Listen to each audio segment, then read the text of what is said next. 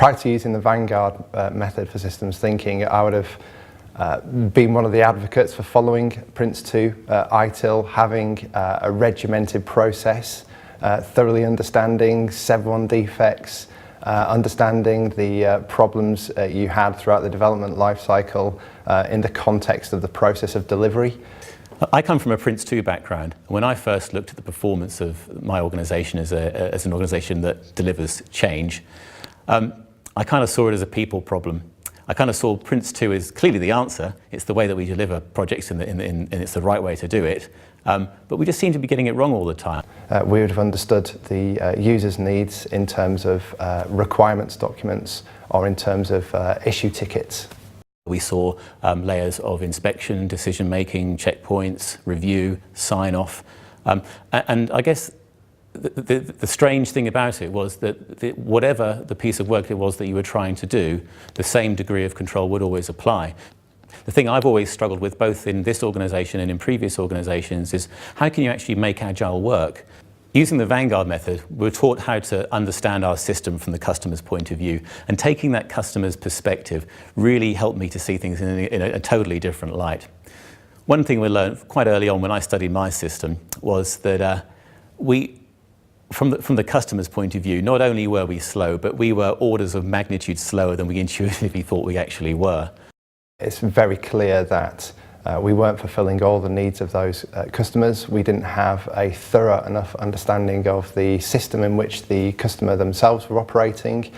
We didn't understand their needs and why they were trying to do what they wanted to do.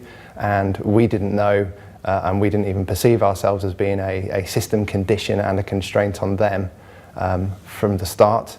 We've studied a production support system, and one of the things we've learned very, very early on is that the system runs at approximately 66% failure demand. So all of the problems that present to that support system as a system, about 66% of those were preventable had we just addressed their root cause. In the old approach, only a year ago, I would have been happy receiving reports with red, amber, green on them. I'd be happy setting targets and having targets set on me. The ITIL framework had driven us towards meeting targets and SLAs around the reduction of incidents. Now, of course, what that's done to our organisation as a result is to encourage us to close incidents quickly. As long as we're closing incidents quickly but not addressing the root causes, we are actually introducing failure demand back into the system. So we're seeing some quite big issues around the Prince2 process and the ITIL processes at the moment, where we have a homogeneous generic process with functional segregation, with contractual obligations with third parties, and the confluence of all of those interactions is not positive. One of the things my colleague identified was the amount of time that people were allocating to chargeable projects to game the system to get around the finance utilisation targets.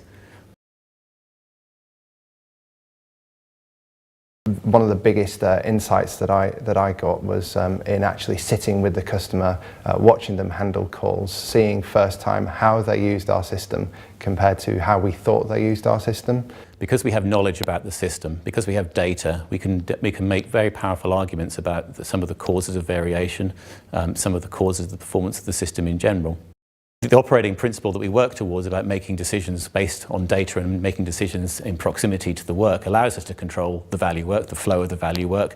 It's less gut feel, less trying to bring in lessons from different industries, and much more data driven, much more quantitative in the approach, and that's all thanks to the Vanguard method. We're now able to,